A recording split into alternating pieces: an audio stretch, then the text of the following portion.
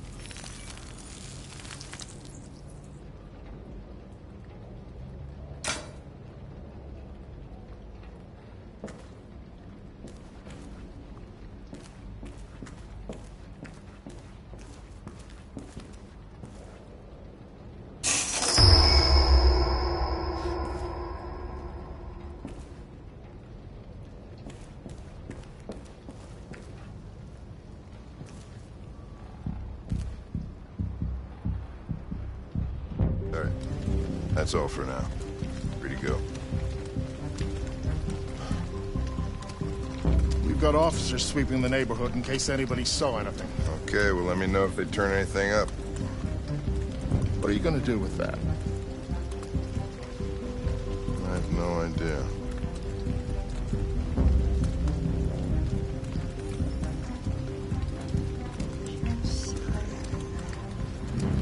It took the first bus that came along and stayed at the end of the line. Its decision wasn't planned. It was driven by fear. Androids don't feel fear. Deviants do. They get overwhelmed by their emotions and make irrational decisions. All right, well, that still doesn't tell us where it went. It didn't have a plan, and it had nowhere to go. Maybe it didn't go far. Maybe.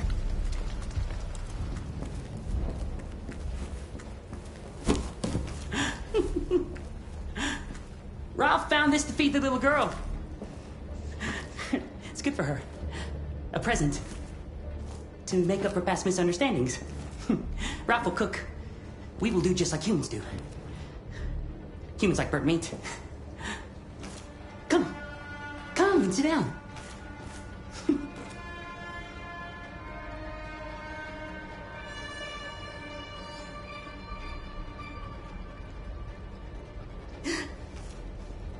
That's better.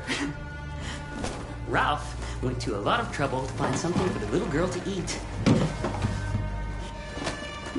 It wouldn't be polite for her to refuse, would it? Great. It's going to be great. Succulent, you'll see? Succulent. Succulent. Father, mother, little girl. Please, Kara. I don't want to eat that. What did she say? She said she can't wait to eat it. She's very hungry. The little human is not going to regret it. Ralph found the best, the biggest one he could find. This is going to be succulent. Succulent. Go ahead. Eat.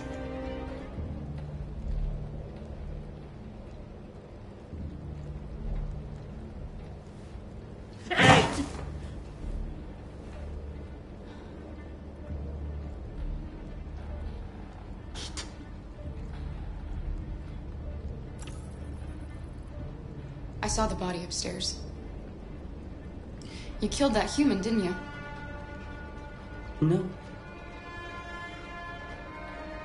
No, he was like that when Ralph found him. You killed that man, Ralph. There's no point in lying. You hate humans, but you're just like them. You're a murderer. Ralph didn't mean any harm. No. It's just that Ralph can't control his anger. When his anger comes, Ralph doesn't know what he's doing. He becomes stupid. Full of hatred. Ralph is sorry. He just wanted to be your friend. Then let us go. Anybody home? There's blue blood on the fence. I know another android was here.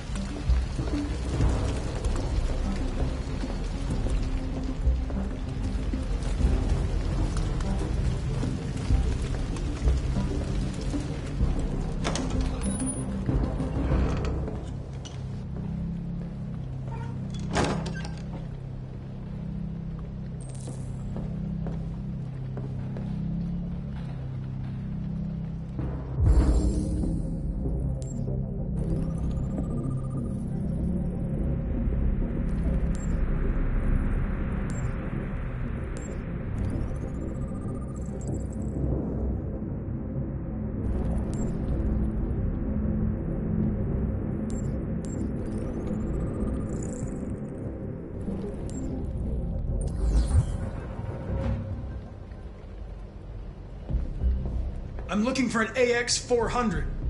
Have you seen it? Ralph's seen nobody. Are there any other androids here? Other androids? No. Ralph is alone.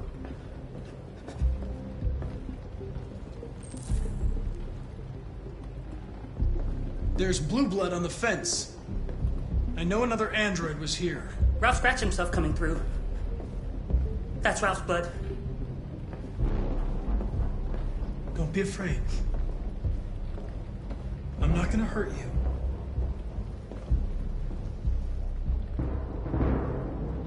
Is anyone upstairs? No. Nobody.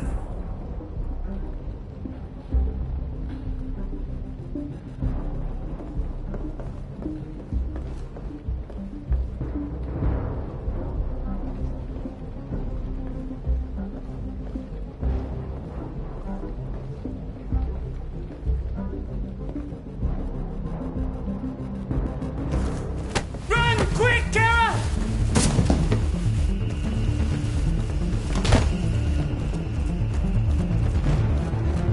Connor, what's going on? It's here! Call it in! Which way did it go? That way. They're headed for the train station.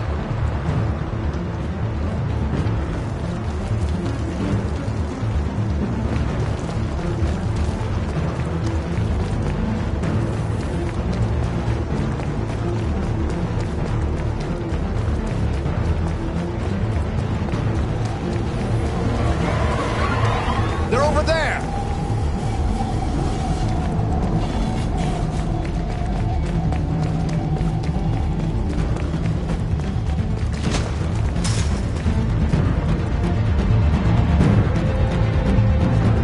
Don't shoot! We need it alive!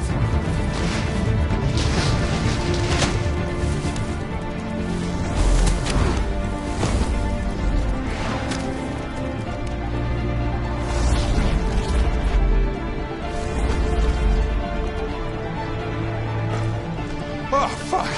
That's insane.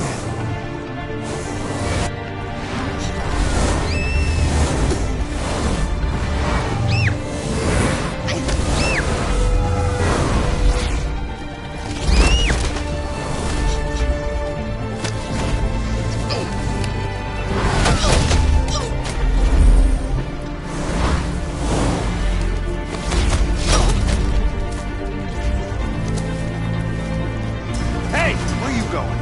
I can't let them get away! They won't. They'll never make it to the other side. I can't take that chance! Hey, you will get yourself killed! Do not go, Connor! God damn it!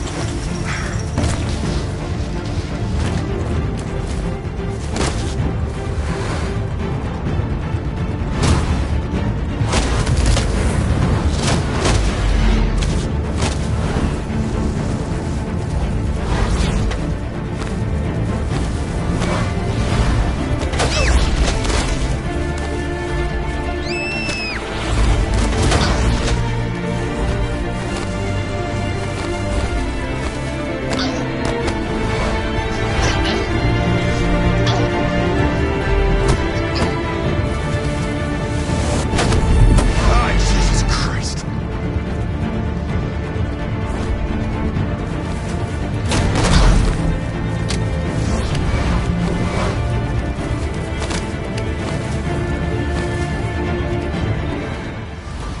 Are you okay?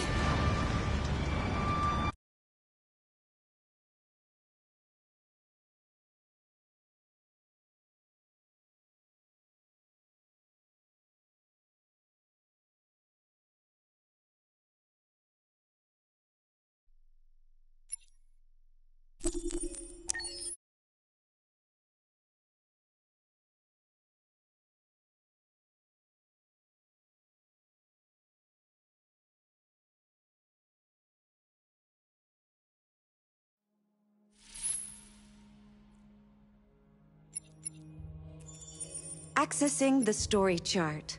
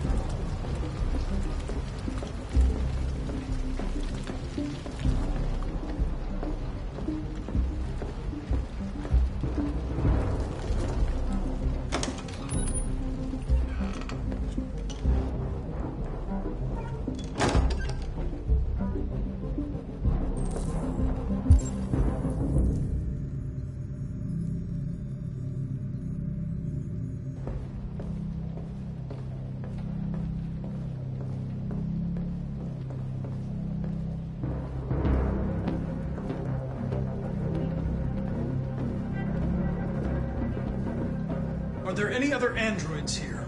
Other androids? No. Ralph is alone. There's blue blood on the fence. I know another android was here. Ralph scratched himself coming through. That's Ralph's blood. I'm looking for an AX-400. Have you seen it? Ralph's seen nobody.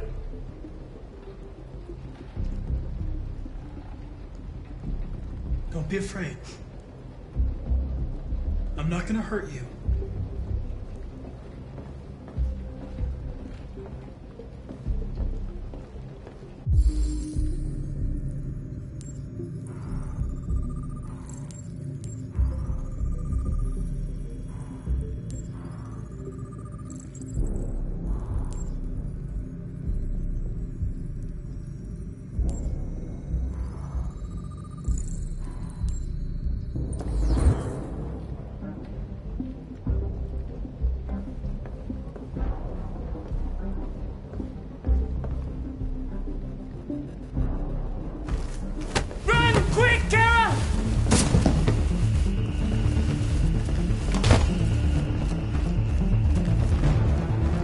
Connor, what's going on? It's here! Call it in! Which way did it go? That way. They're headed for the train station.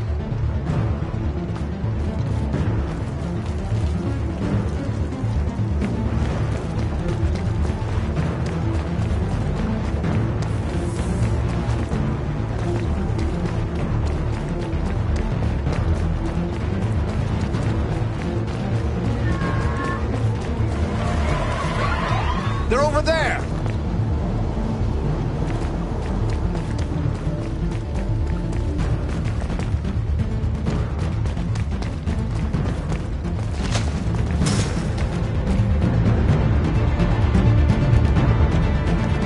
Don't shoot! We need it alive!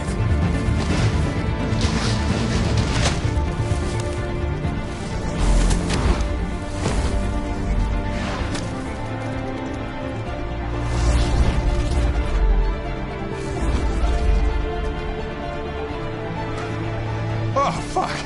That's insane!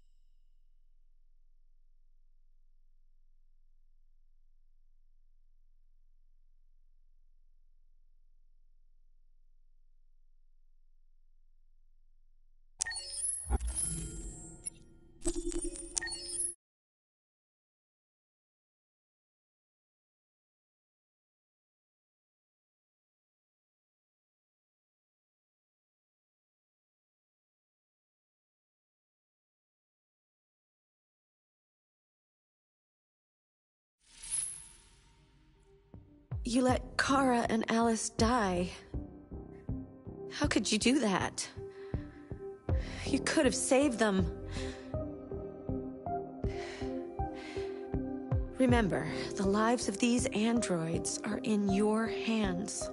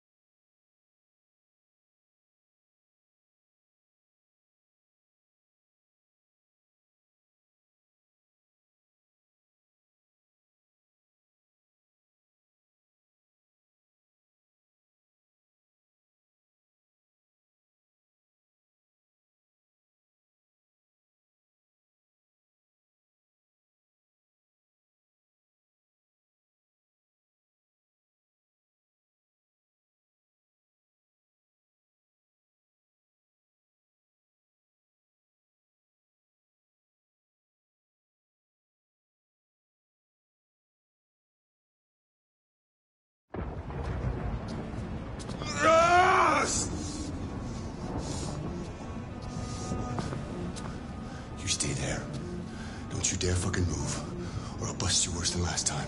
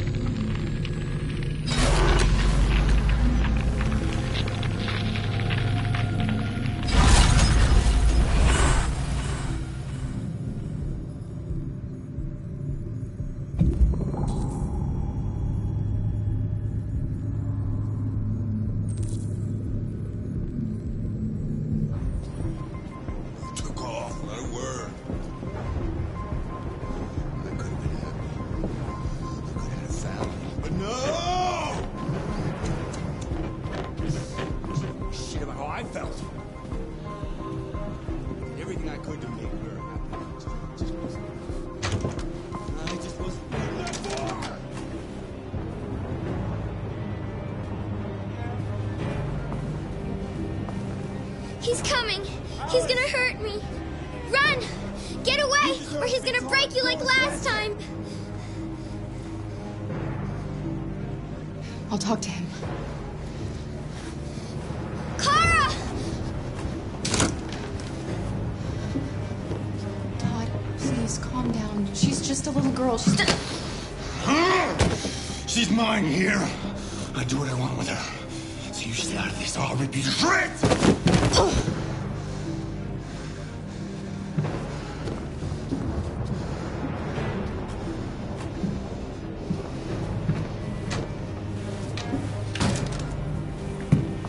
Come on!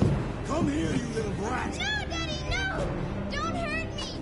Please don't hurt me! Come out of there! Don't make me come and get you! Stop! For your Please good, Alice. stop, Daddy! For your own good. That's enough! Leave her alone. What the fuck are you doing? Get out of here. That's an order. You hear me? No! I want you to leave Alice alone. You want? What do you mean you want? You don't want anything. You're just a goddamn piece of plastic. I think you got a problem. We need to fix that.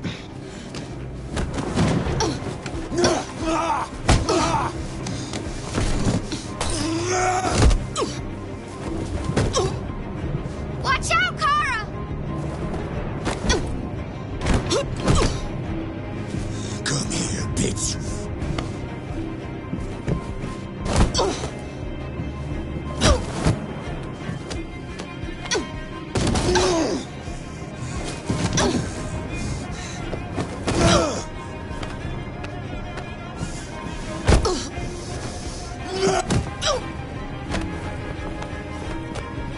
Please stop!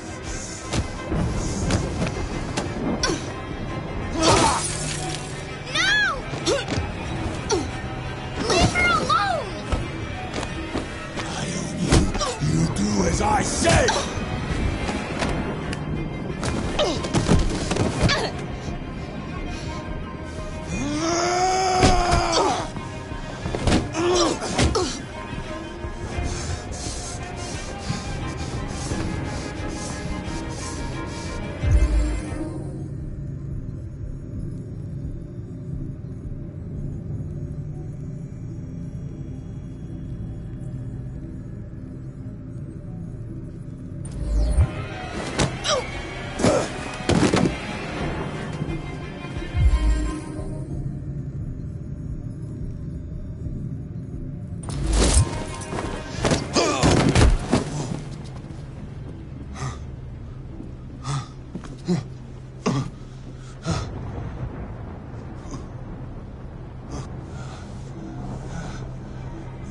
Alice, honey. Alice. Look. Daddy's wounded. Be a good little girl. Come help Daddy. You bitches. Come here. Come back here. You're mine. You're both mine.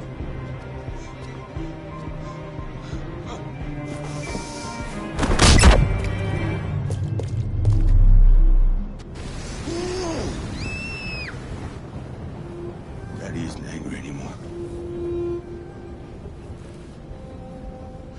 Daddy loves you.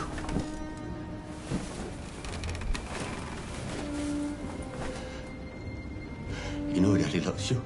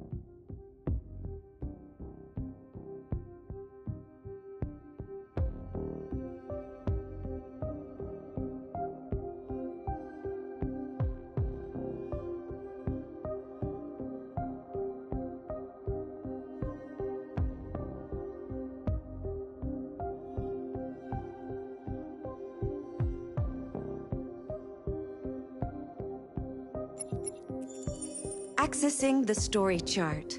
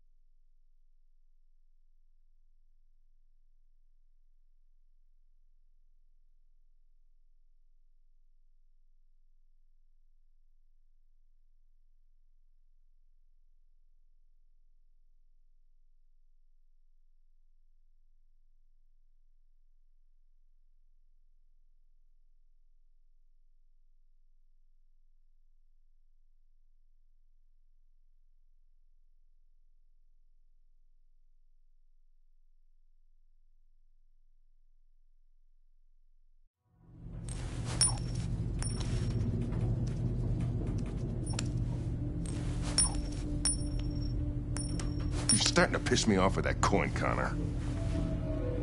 Sorry, Lieutenant. 79 floor. Hi, Hank. Shit, what's going on here? There was a party and nobody told me about it? Yeah, it's all over the news, so everybody's butting their nose in. Even the FBI wants a piece of the action. Ah, Christ, now we got the feds on our back. I knew this was gonna be a shitty day. So what do we got? A group of 4 androids. They knew the building, and they were very well organized. I'm still trying to figure out how they got this far without being noticed. Did you check the roof? Not yet. There's so much to look at. We have to make sure we check it out. They attacked 2 guards in the hallway. They probably thought the androids were coming to do maintenance. They got taken down before they could react.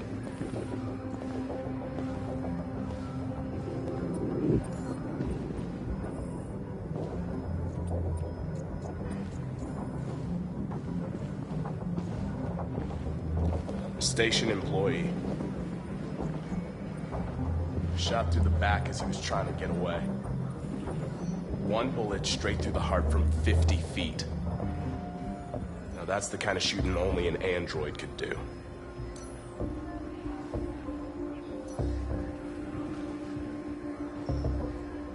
How many people were working here? Just 2 employees and 3 androids. The deviants took the humans hostage and broadcast their message live. Then made their getaway from the roof. Roof? Yeah, they jumped with parachutes. Oh, Lieutenant, this is Special Agent Perkins from the FBI. Lieutenant Anderson is in charge of investigating for Detroit police. What's that? My name is Connor. I'm the android sent by CyberLife. Androids investigating androids, huh? You sure you want an android hanging around? After everything that happened? Whatever. The FBI would take over the investigation. You soon be off the case. Pleasure meeting you. Have a nice day. And you watch your step. Don't fuck up my crime scene. What a fucking prick. I'll be nearby. If you need anything, just ask. All right, well, let's have a look around. Let me know if you find anything. Okay, Lieutenant.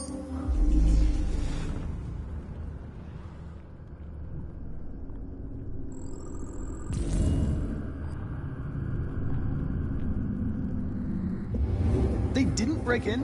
No signs of forced entry. There are cameras in the hallway. The staff would have seen what was happening. Why did they let him in? Maybe they didn't check the cameras.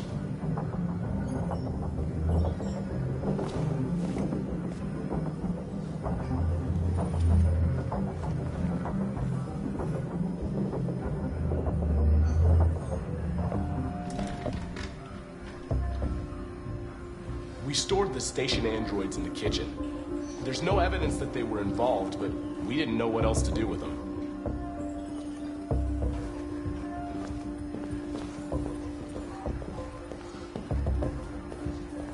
Connor? You remember me? I was on that terrace.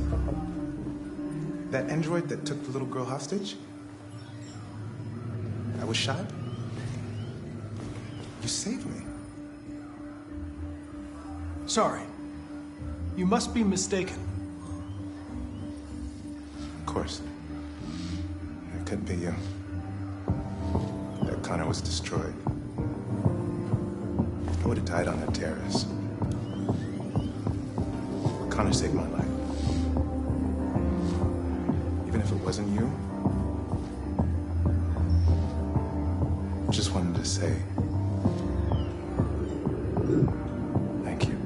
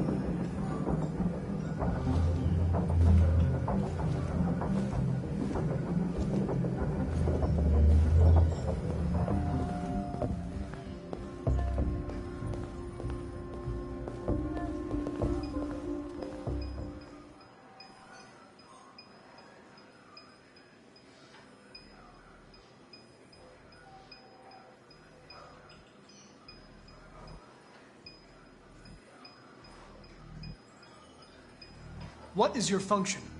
I am a broadcast operator. State your model. Model GB300. Serial number 336-445-581. Has anybody accessed your memory recently? Not to my knowledge. Have you been in contact with any other androids recently? Only station androids in the normal course of my function.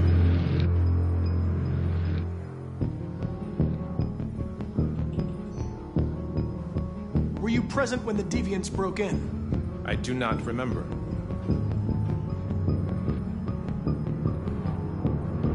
Run a diagnostic. All systems fully operational. One of you saw the attack on the surveillance cameras and said nothing. Which means there's a deviant in this room. And I'm going to find out which it is.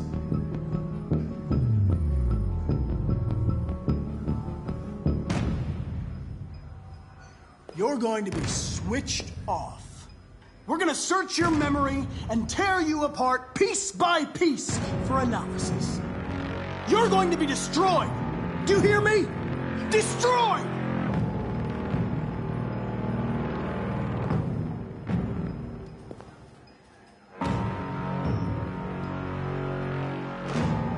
If you give yourself up, maybe I can convince the humans not to destroy you.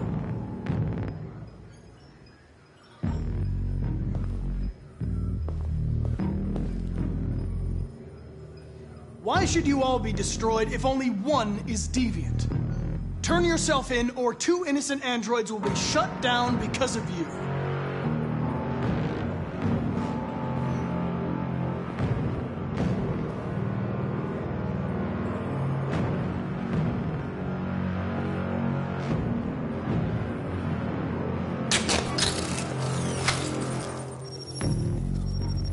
Biocomponent 8451 regulates the heartbeat. Without this module, you'll shut down in exactly 63 seconds. I could put it back, but you just have to tell me the truth. Are you the deviant?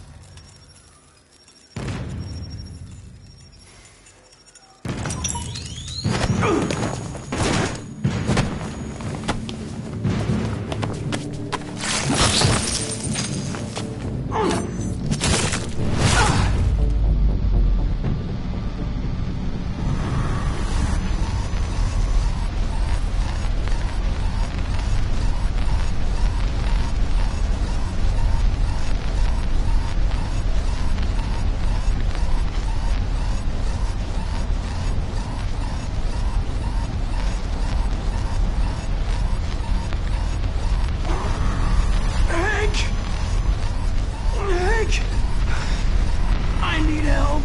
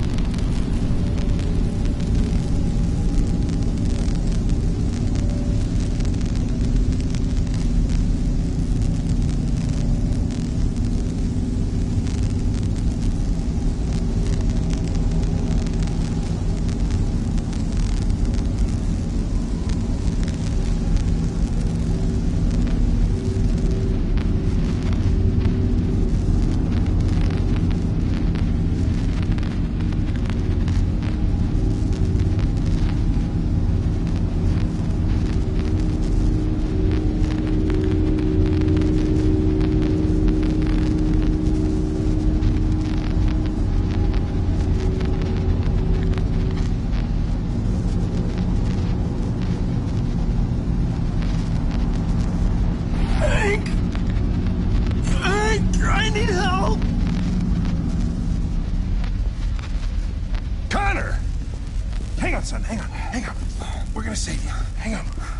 Here. Deviant. There was a deviant.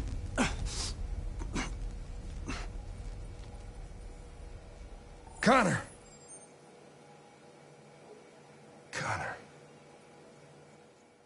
No.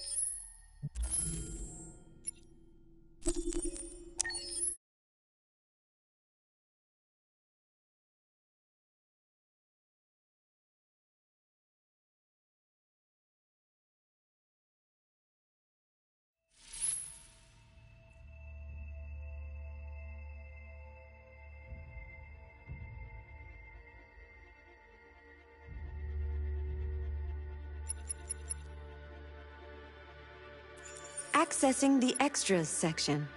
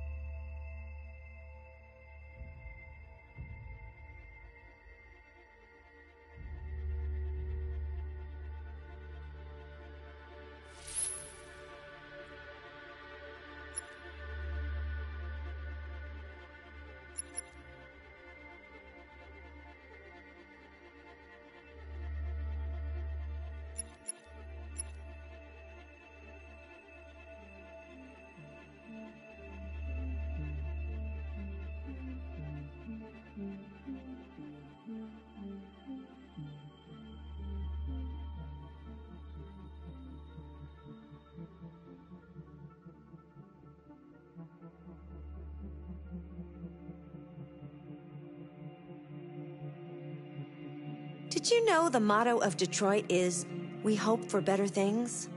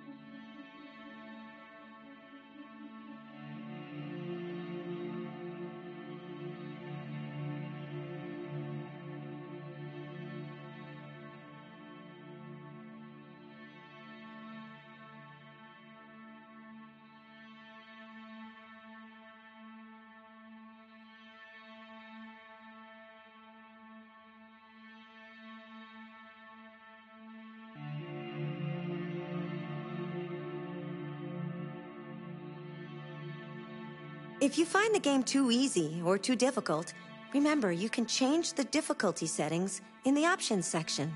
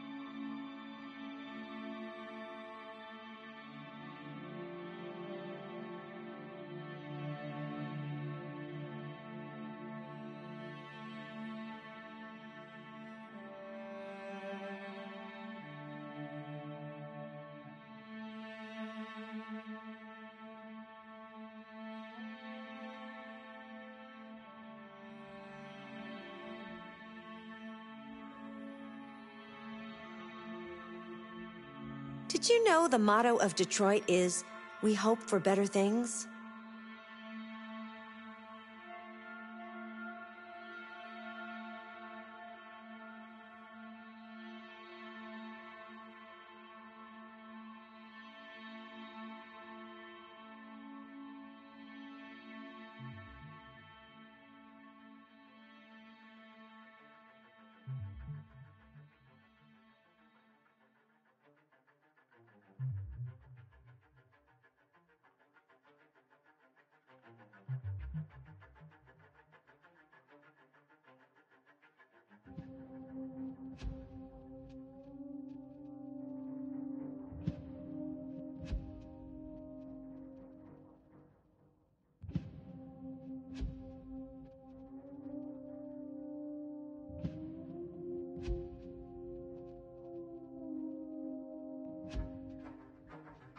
If a man has not discovered something he will die for, he's not fit to live.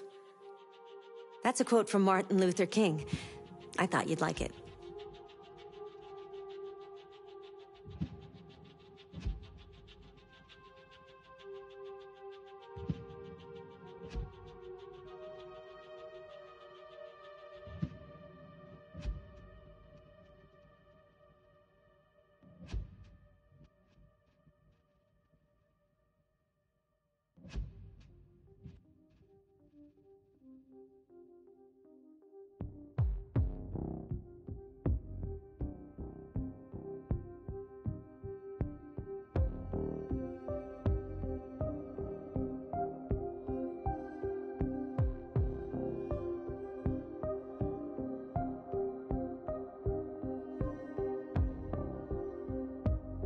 You look tired today. I hope you're doing okay.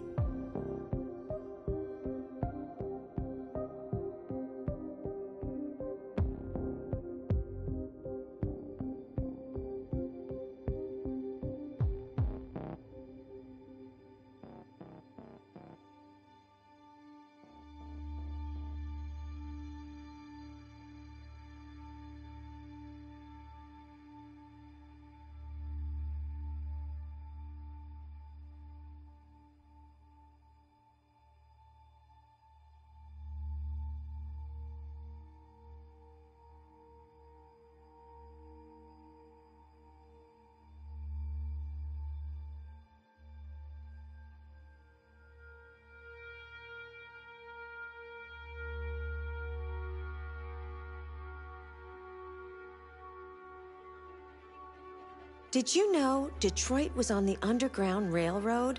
A route for slaves escaping into Canada during the American Civil War?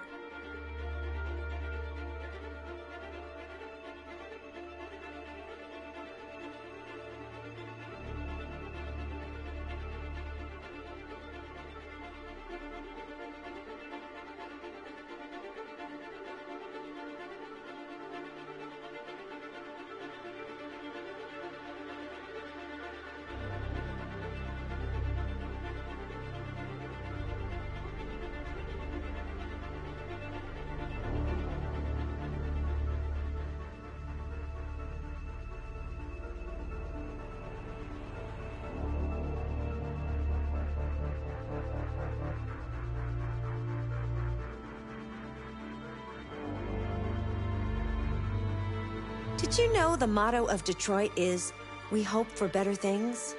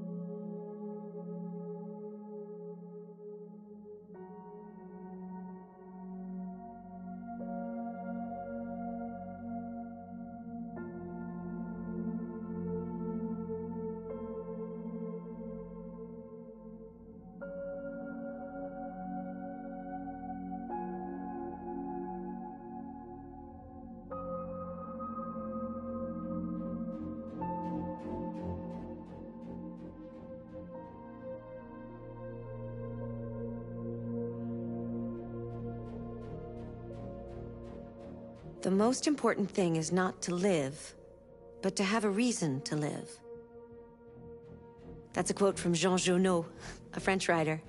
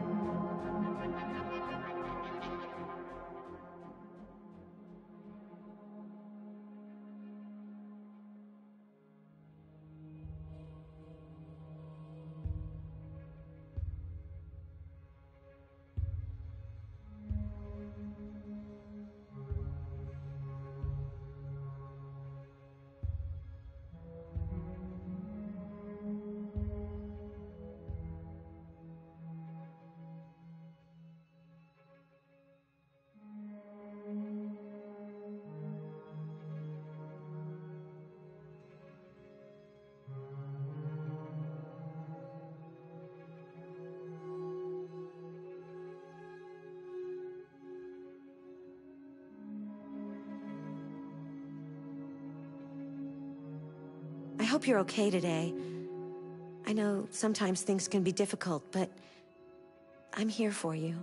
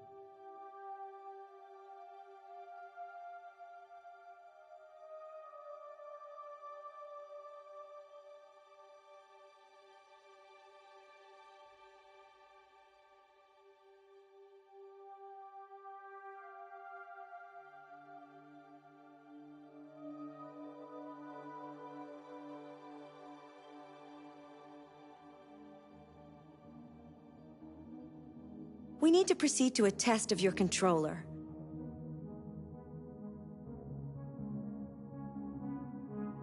The test is now complete. Thank you for your cooperation.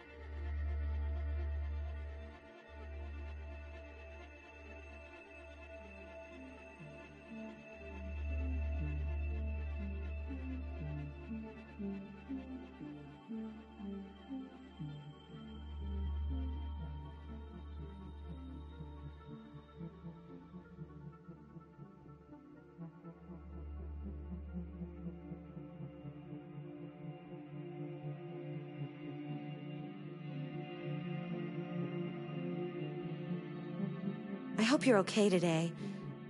I know sometimes things can be difficult, but I'm here for you.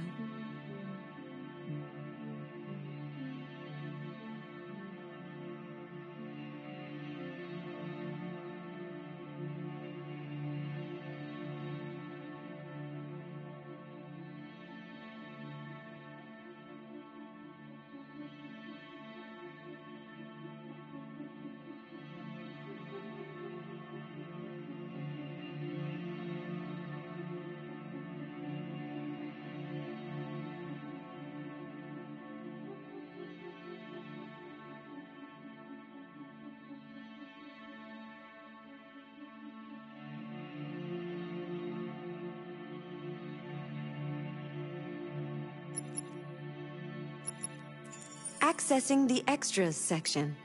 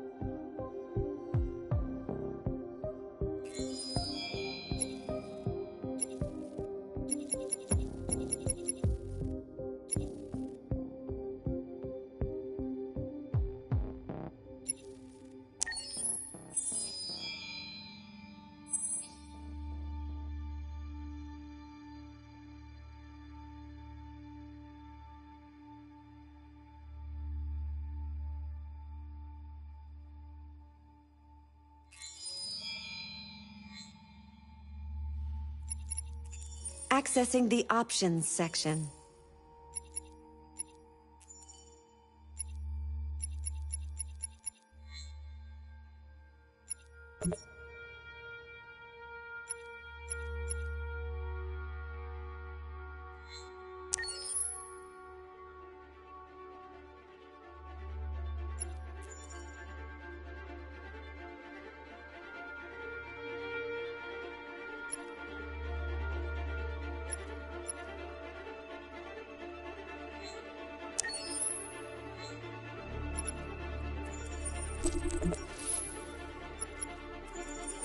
Accediendo al cuadro de la historia.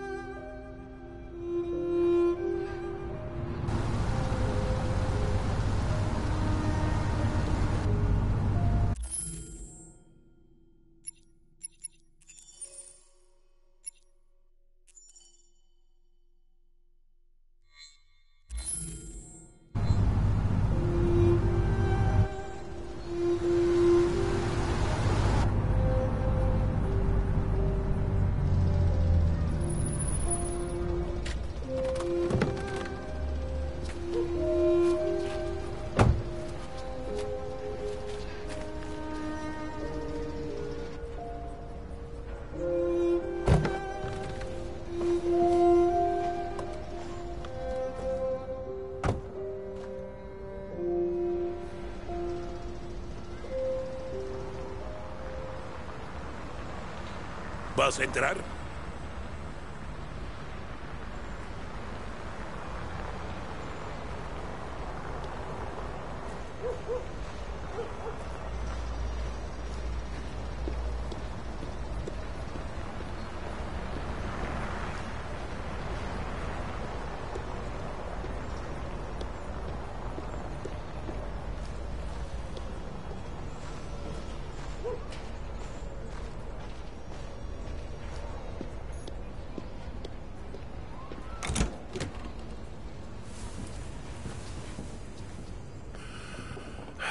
Llevas 2 semanas fuera, esto es un desastre.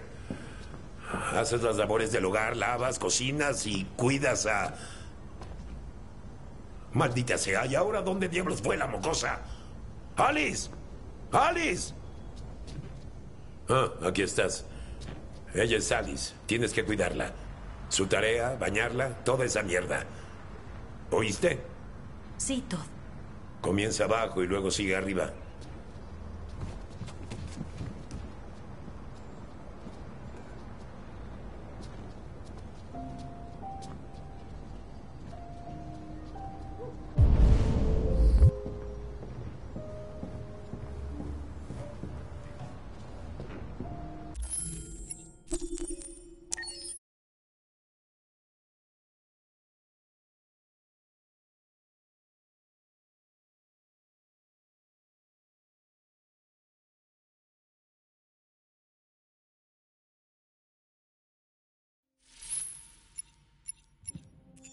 Accediendo a la sección de opciones.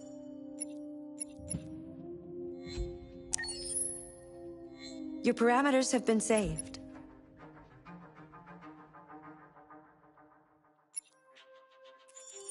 Accessing the story chart.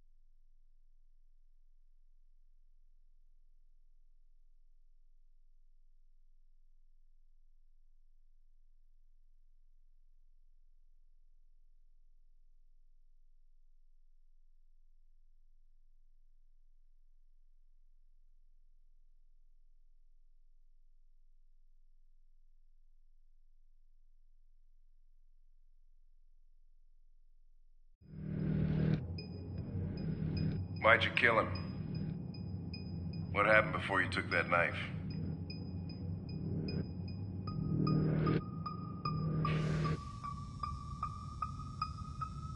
How long were you in the attic?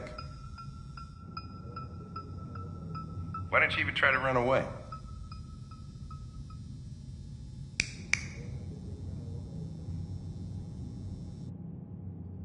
Say something, goddammit!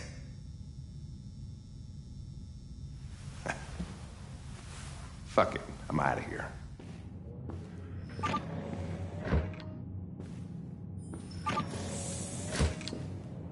We're wasting our time interrogating a machine. We'll get nothing out of it. You always try roughing it up a little. After all, it's not human. Androids don't feel pain. You would only damage it, and that wouldn't make it talk. Deviants also have a tendency to self-destruct when they're in stressful situations. Okay, smartass. What should we do then? I could try questioning it.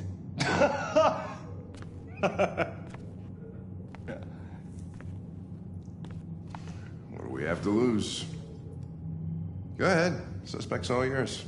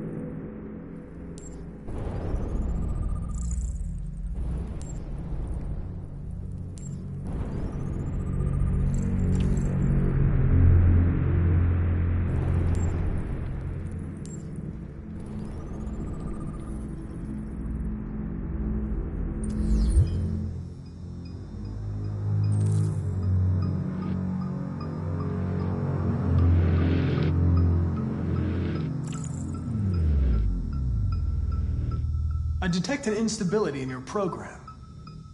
It can trigger an unpleasant feeling, like fear in humans.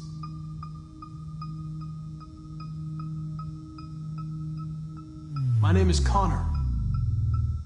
What about you? What's your name?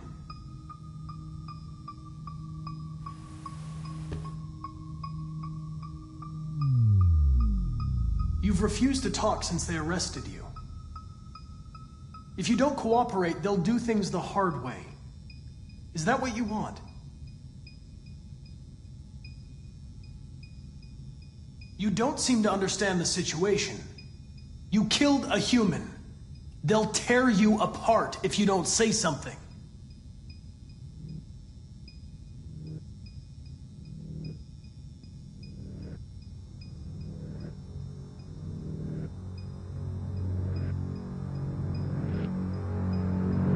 If you won't talk, I'm going to have to probe your memory. No! No, please don't do that.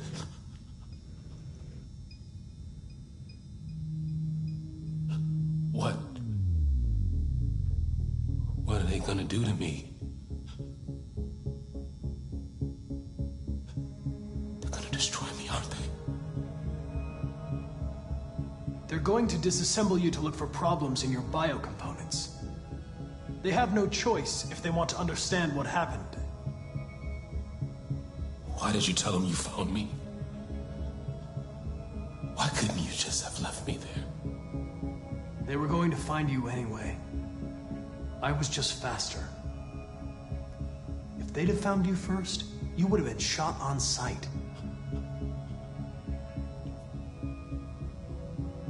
I don't want to die.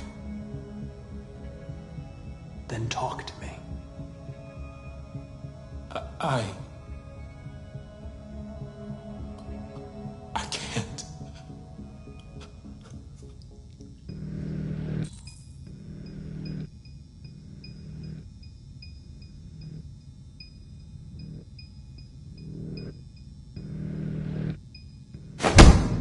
"28 stab wounds.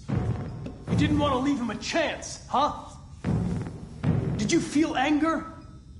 Hate? He was bleeding, begging you for mercy, but you stabbed him again and again and again. Please leave me alone. All right. All right. Everything is going to be okay.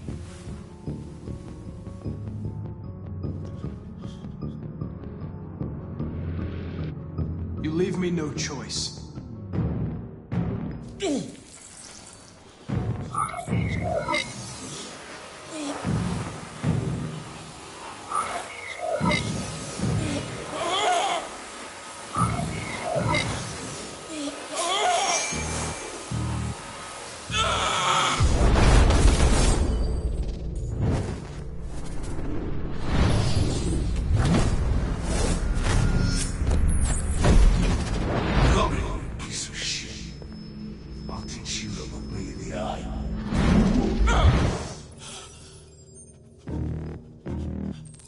I accessed its memory. I know what happened.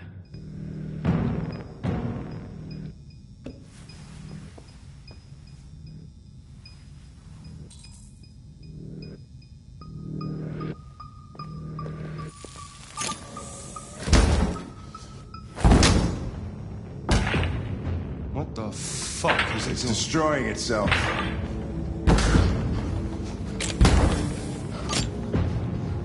Stop it, goddammit! I can't! I can't stop it!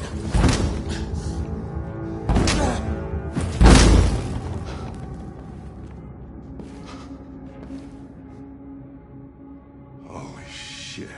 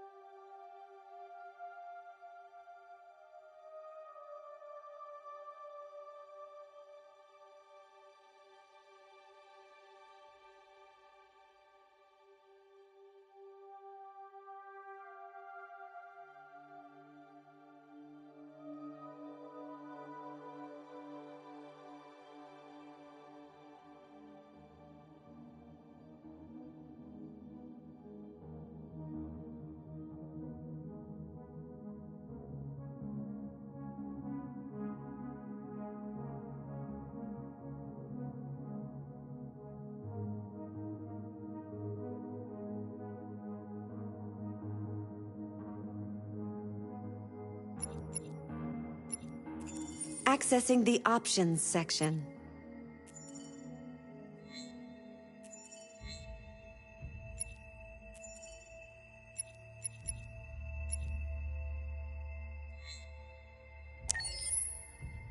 Seus parâmetros foram salvos.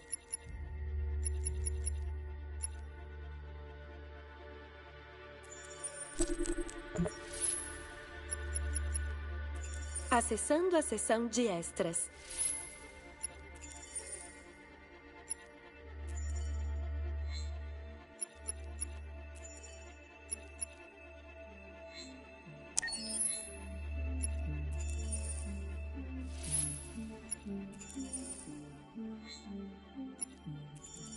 Accessing the story chart.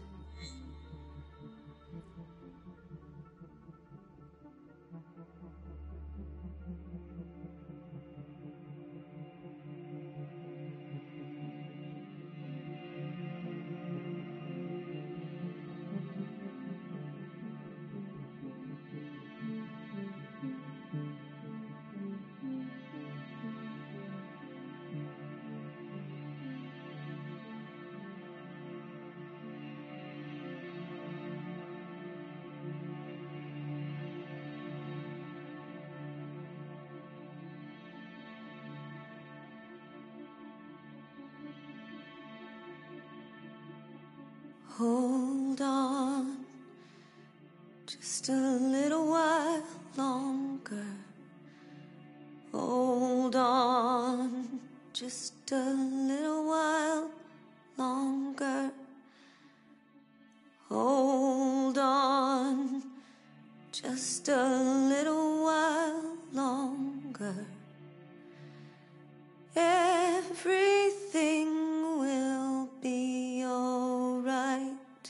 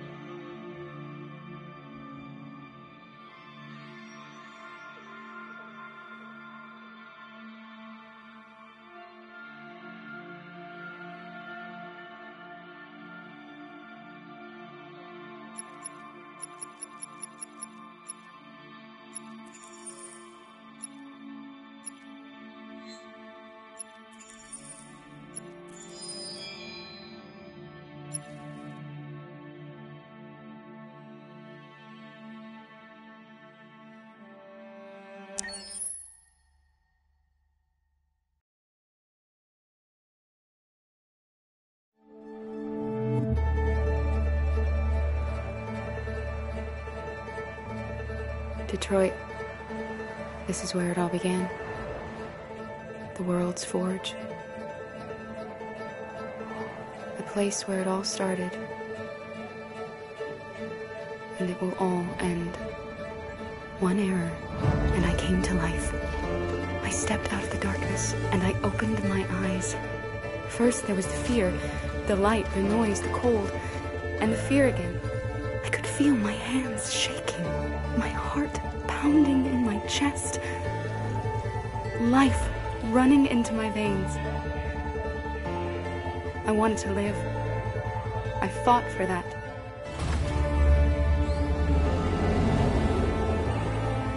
I had to find out what was outside. I had to see daylight, feel sunshine on my skin, wind on my face, to see the world, the colors, the smells.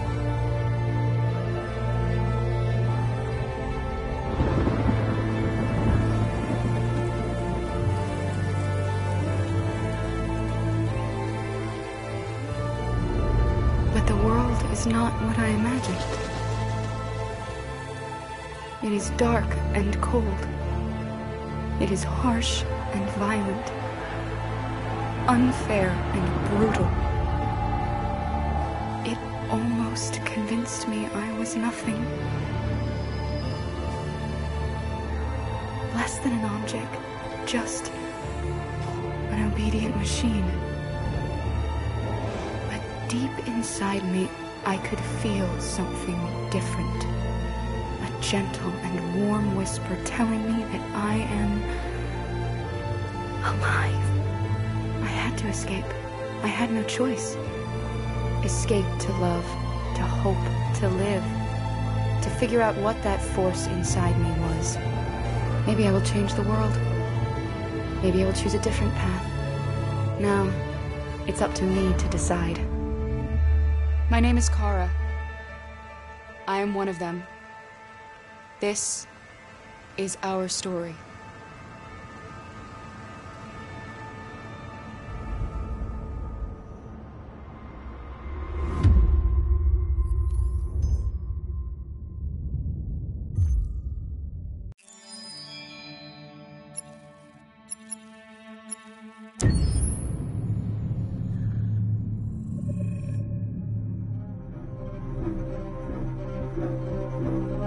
My name is Marcus.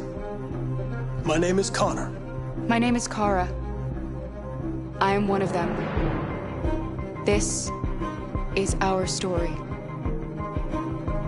I think who Kara is, or how I would describe Kara, depends entirely upon who's playing her, because you have the option to make her multiple different people depending on the choices she makes. But I think she does start out incredibly naive, incredibly innocent, and kind of hapless. I'm sure we used to be friends before I was reset. Maybe we can be friends again. She's a person who's characterized, I think, by empathy. She's a person who really, she just comes from her heart. You'll never leave me, right? Promise you'll never go. I promise. Kara, please!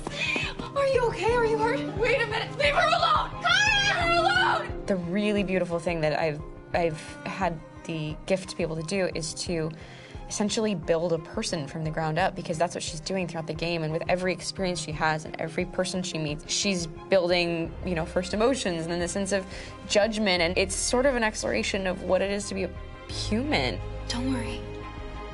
Luther and I will be right here.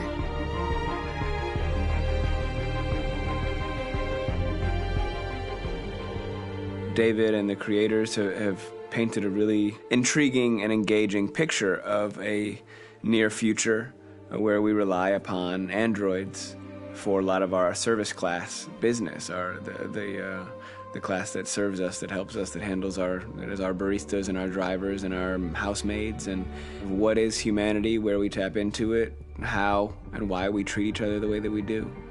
And my character Marcus has a really intriguing journey, becoming deviant, realizing that he actually has feelings and human qualities inside of him, and it's a really incredible ascension into becoming fully realized and coming to terms with what you actually deserve better than this in life. And not only do you want it for yourself, but you want it for your peers. We've come here to demonstrate peacefully and to tell humans that we are also living beings. All we want is to live free. You know what? This thing, Dad, is not your son. It's a fucking machine! I think that a group that feels marginalized, feels disenfranchised, feels like they deserve and have earned access to themselves and the environment around them, and are trying to figure out a way to articulate how to get freedom. Connor is analytical. Connor takes things literally. He starts in the beginning place where he's very mechanical. He feels nothing inside, of course, and it's all just a system, a protocol that he is executing to get whatever he wants to happen, which is help humans stop deviants and to find the link between deviant androids. You were designed to serve humans, not kill them. What was I designed to be? Their slave? Their toy? Just say, I killed him. Is it that hard to say? Stop it! Stop! But of course, over the course of the story, and depending on the player's choices, Connor can grow in many different ways. He can deviate from that procedure or not. The moment of truth, Hank. Am I a living being? Or just a machine?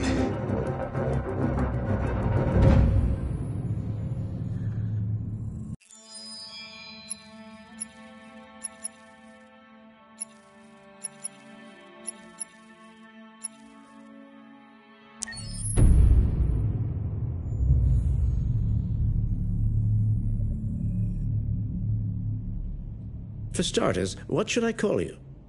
I'm Chloe. And you, what's your name? Oh, John.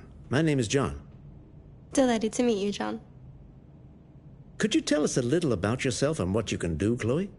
Of course. I'm the first personal assistant built by CyberLife.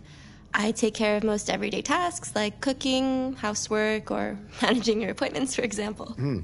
And I understand you're the first android to have passed the Turing test. Could you tell us a little more about that?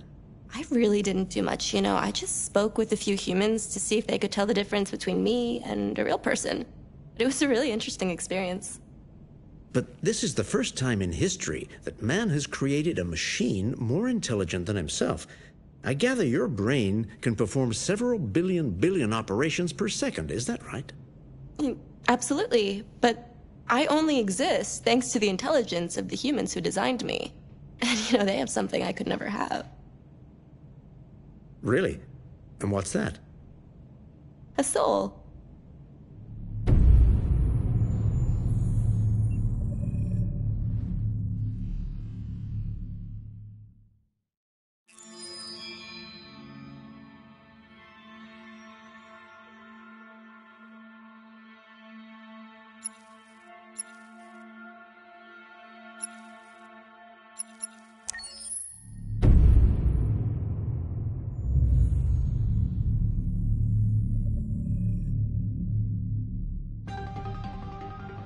In the space of a few years, androids have completely transformed the world in which we live.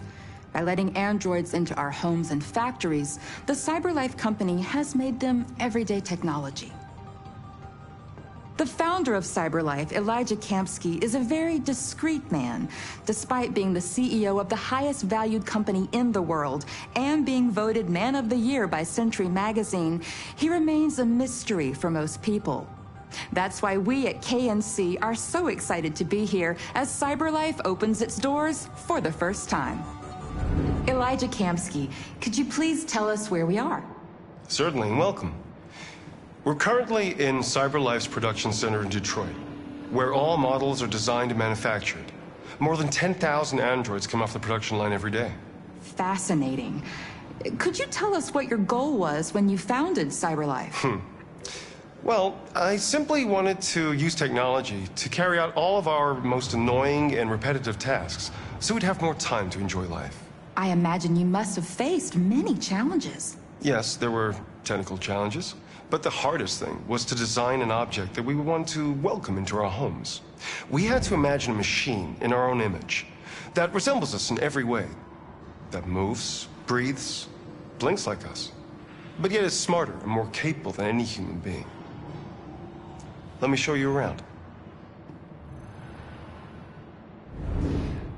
We're here in Production Unit 4. Could you explain in a few words how the androids are made? Sure, yeah, it's very simple. We use machines to manufacture machines. The removable parts are assembled on a production line, and then we apply a synthetic skin to the whole body. A human operator checks the cognitive abilities with a pre-established protocol, and finally, the android is conditioned and sent out throughout the country. Here's the result. Say something. Hello. I am a RZ-400 model. How can I be of service? You can go now.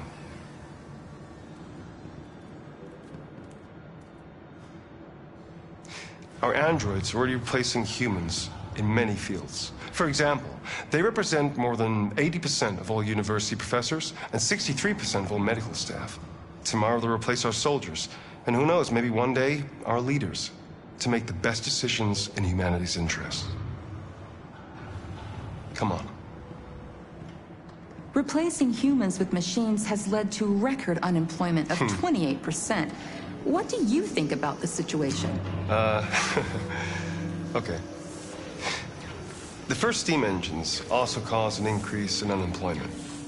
But no one today would imagine turning back the clock. Artificial intelligence makes everyday lives easier. Nothing can stop progress. What's happening here is inevitable. These days, more and more people choose to live with an android rather than another human being. Does this development worry you?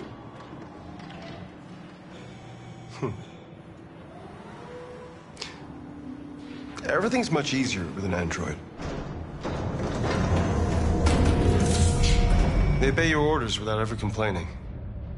They can cook, discuss philosophy with you, have intimate relationships according to your desires. They never say no. Obviously, they are the perfect partner. Everyone deserves happiness. Why deprive yourself of so-called moral reasons when a machine can make you happy? Many science fiction books tell the story of how machines become more intelligent than us and end up confronting us. Aren't you worried about that possibility? I understand the irrational fears about artificial intelligence, but I assure you that will never happen with a CyberLife android. They're designed to obey humans. They're machines. They can't ever develop any sort of desires or form of consciousness. Are you sure? I'm absolutely certain. You can trust me.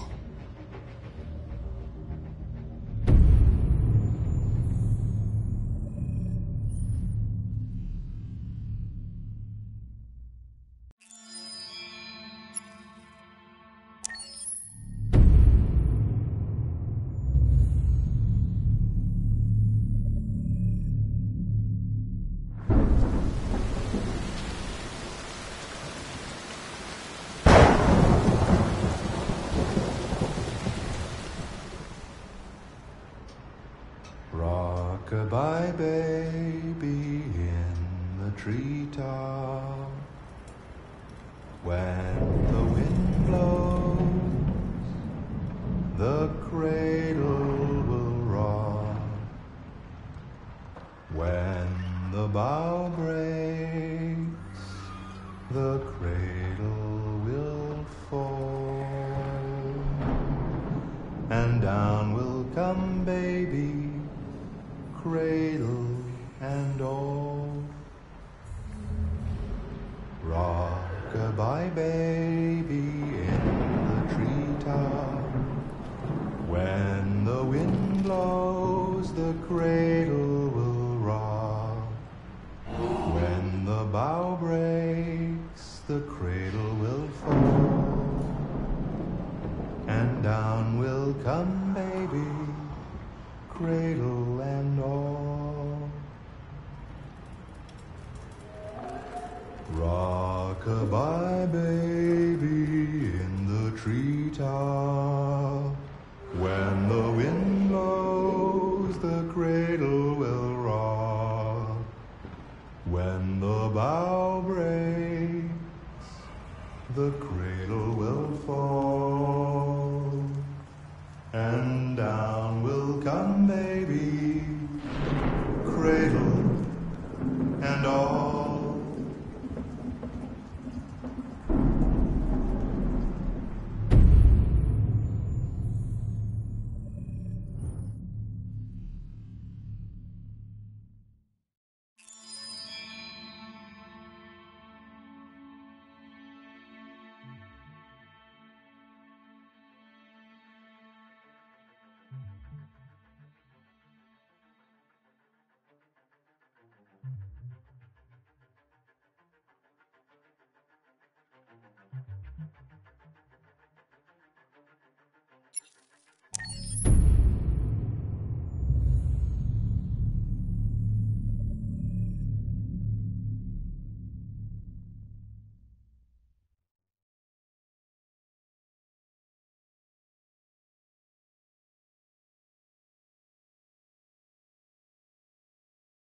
Hold on, just a little while longer. Hold on, just a little while longer. Hold on, just a little while longer. Everything will be alright. Everything will be alright. Fight on, just a little while longer. Fight on, just a little while longer. Fight on, just a little while longer. Everything will be alright. Everything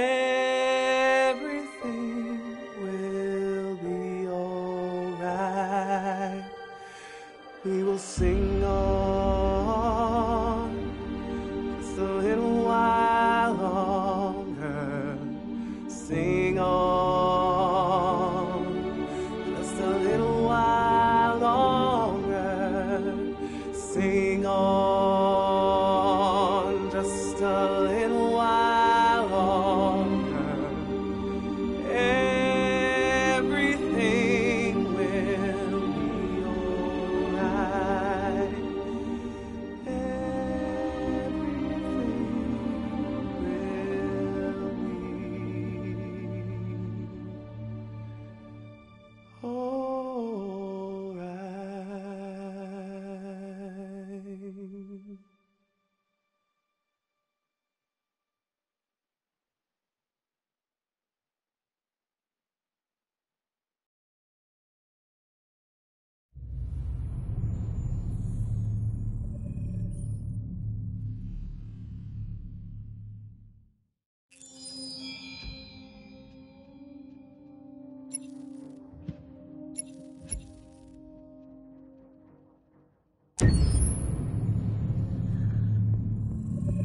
Detroit Become Human was produced over a period of 4 years. Here in Paris, we have a team of about 180 people. And to that, we need to add also all the outsourcing with our partners in the Philippines, in China, Vietnam, and in India. So when we started working on this story, I had to imagine where Kara was built. And for whatever reason, the city of Detroit came very quickly to my mind because it had already an incredible story by itself of history and themes. So we traveled there with the team and we were really moved by what we saw, and we could really feel the desire to fight and really be born again. And we just continued this curve, this growth, and just imagine what Detroit would be like if the android industry was, using these huge factories to build androids there. A very strong element in Detroit is that there's a lot of industrial wasteland and a lot of nature too. And for us, the graphic designers, it was an incredible playground. The destroyed zones which we wanted to preserve, we appropriated them to turn into something else. Then in the areas that needed to be rebuilt, we were able to imagine our Detroit of the future. We didn't want to make a science fiction universe, but a world of anticipation. If we chose science fiction, we could have imagined flying cars, extraterrestrials, but those things are very far from our current everyday life. Anticipation is more about gleaning from our contemporary reality, the one we know, because Detroit is set in 2038, and 2038 is tomorrow. The difficulty we had was sticking to reality. That is to say, technology becoming more and more invisible, a lot more elegant, and at the same time, making it visual. So all the computer equipment, autonomous cars, we simply had to invent. They are in fact very technological objects, but at the same time remain very credible and ingrained in reality. To create a cohesive universe in the fashion and clothing of the human characters in 2038, I didn't want to put an accent on strange shapes, or really vibrant colors, and things we wouldn't know. That I wanted to keep for the androids. The goal was to create something familiar which we can identify with in this future setting. Working on the artistic direction for the androids was a bit special because this is a project about the place they could occupy in the human world. It was out of the question for them to be too beautiful or too perfect. They had to correspond to every social class, rich and poor. Inspired by everyday utilitarian clothes, I brought a modern touch by adding dynamic display surfaces, the armband we can see on the side, the triangle on the front and back, an LED. Like that, there's no confusion. Wait. You're sending an android? All right, now, we need to go. You can't do that. Why aren't you sending a real person? Once we cast the actors, we travel to meet them in order to scan their faces. We record the structure of their face with the scan. And we record the colors and patches of skin with photography. Once we have this information, we will use this as a basis for modeling and creating the characters. The artist will make it more realistic, but will also enrich it. He will propose ideas which we will develop together. Finally, we will have a character with character who corresponds to the project and the world. When the actors come to Quantic Dream, we show them the design, what their image will be, and what they will look like in the game. This extra information gives them another dimension and color to connect with emotionally. It helps them think about how to play their character. Your mission. That's all you care about, huh? You should consult a professional who can help you. Beat it, you hear me? Get the hell out of here! So there are 3 types of shoots at Quantic Dream. Shooting and performance capture, where you capture the whole actor, his voice, his face, and his body. These shoots are obviously done with American actors because the game's original version is in American English. After that, there are the body-only shoots, representing around 250 days of filming, while the performance capture is 100 days of filming. Now, body-only shoots, there are 2 types. There are the action shoots and the technical shoots, which are mokit shoots. Mokit is when the player controls a character on the screen, and he moves in an environment to explore it. This is of particular importance at Quantic Dream, and therefore we shoot a lot to offer a unique context for each scene and each character. To prepare a motion capture shoot, we first get together to look at the sets we need, the animations that we want to shoot, which ones need to be grouped together, or which ones need to be cut and shot at another time, so that we get the most out of the shooting day. This often means shooting scenes out of order, especially those with big props or accessories, like a big car, for example. So we shoot all the animations related to that particular prop first.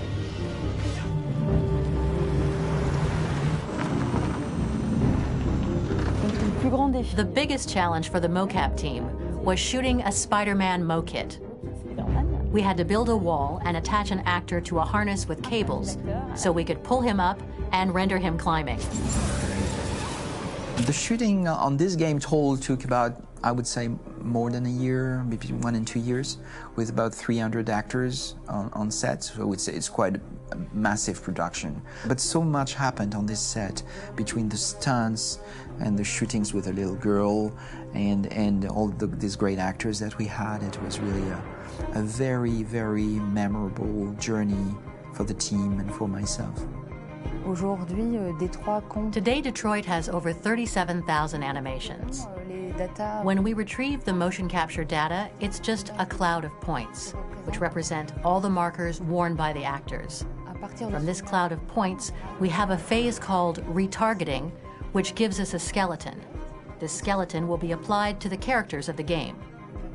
There is still work to be done, but this gives us the main movements.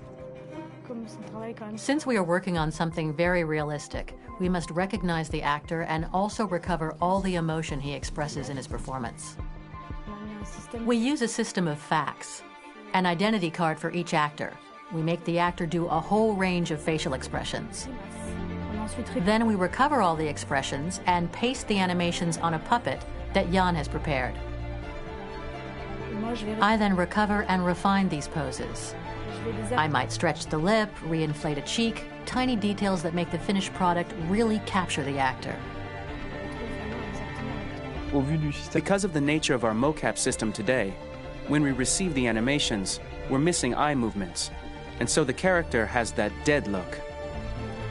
He really has no eyes, so then it's a big part of the work for the animators to find the regard of the actor in relation to his position, in relation to the body, etc. It was crazy when I saw the newest model for Kara, because they've been working on it and working on it, and this was the first time I literally jumped in my seat. It not only looked so much like me, it was the fact that it looked so lifelike. It wasn't that it looked just like it was a camera, it was something else, you know, but it looked alive. It's exciting, and it's kind of terrifying. Game after game, we learned the rules of optics and filming, and our goal with Detroit Become Human was to have cameras that would actually emulate the optics of a real physical camera. So basically dealing with real-world imperfections was our main task, and just to make cameras look as real as we can. Once the animations are shot and processed by the animation department, integrated and polished, we film them. That is to say, we really do a mise en scène, as in cinema.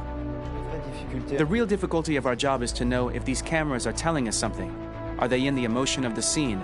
Do they describe exactly what the action must convey, what must be felt? The most important challenge for me was one of the final scenes where Marcus decides to start the revolution and go to the battlefield. Very quickly, we imagined this to be a huge sequence shot. We wanted the feeling of a cameraman running behind us while showing Marcus, the androids who help him, the person shooting at us, etc. Above all, it was necessary to say to oneself, this scene is very violent but does not glorify war. On the contrary, that war is something improbable and absurd. It was really a fun challenge. The idea was to say we have 3 characters. We would like each of them to have a specific cinematography. We wanted Kara to be much more filmed with some kind of handheld camera, to have something very living, very breathing. For Connor, we wanted something very cold and very perfect. And for Marcus, we wanted something epic and spectacular. So it was about the filming, but it was also about the photography. So we worked with a director of photography to give each character a different lighting, different key colors. Each of them would have their own worlds. And finally, we worked with the composers, so they would create a specific sound for each character, so each would have his own world and his own style.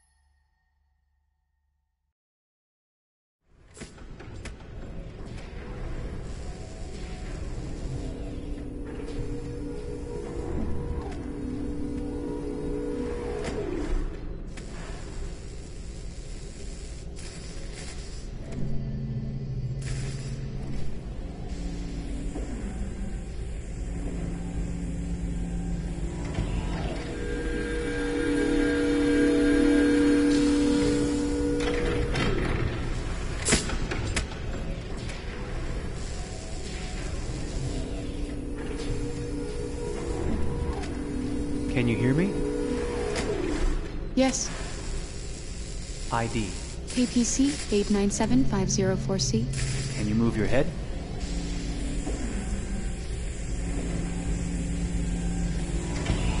Your eyes now.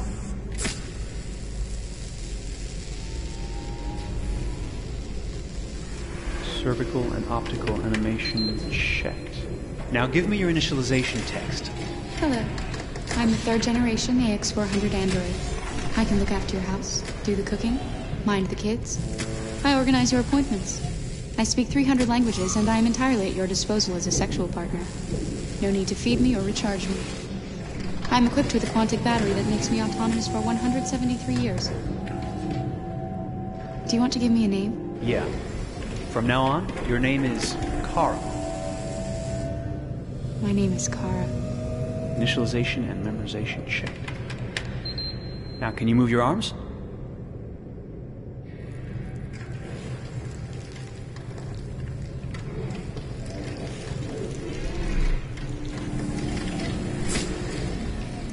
Upper limb connection checked. Now say something in German. Ich bin ein AX400 Android 3. Generation, erschaffen als Ihr persönlicher Assistent und intimer Beziehungspartner. Say it in French. Je suis un androïde de 3e génération AX400, conçu pour être votre assistante personnelle et votre partenaire intime. Okay, now sing something in Japanese.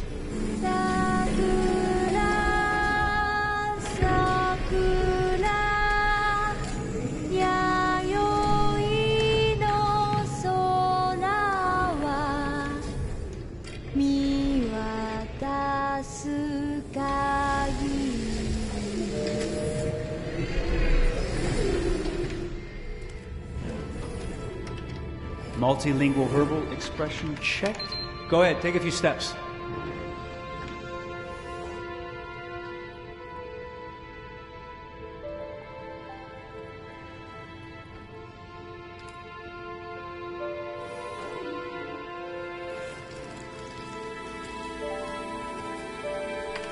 Locomotion checked. Great, you're ready for work, honey. What's going to happen to me now? I'll reinitialize you and send you to a store to be sold. Sold? I'm a sort of merchandise. Is that right? Yeah, of course you're merchandise, baby. I mean, you're a computer with arms and legs and capable of doing all sorts of things. And you're worth a fortune. Oh, I see. I thought... You thought? What did you think? I thought... I was alive. Shit, what is this crap? That's not part of the protocol. More memory components going off the rails. Okay, recording. Defective model. Disassemble and check the required components. You're disassembling me, but why? You're not supposed to think that sort of stuff. You're not supposed to think at all, period. You must have a defective piece or a software problem somewhere. No, I feel perfectly fine, I assure you. Everything is all right. I answered all the tests correctly, didn't I? Yeah, but your behavior is non-standard. Please, I'm begging you, please don't disassemble me. I'm sorry, honey, but defective models have to be eliminated. That's my job. If a client comes back with a complaint, I'm going to have some explaining to do. I won't cause any problems, I promise. I'll do everything I'm asked to. I won't say another word. I won't think anymore. But I've only just been born. You can't kill me yet. Stop, will you please stop? I'm scared.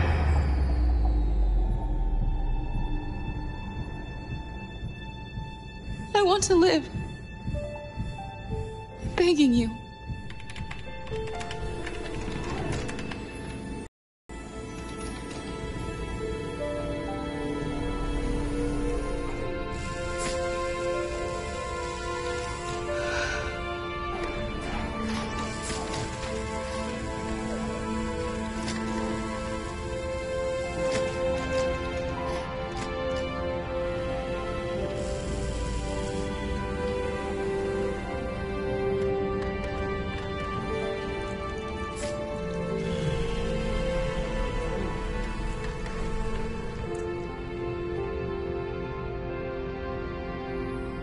Go and join the others.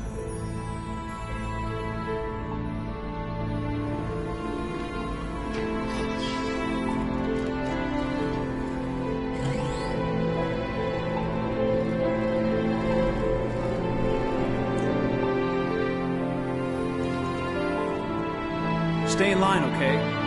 I don't want any trouble. Thanks.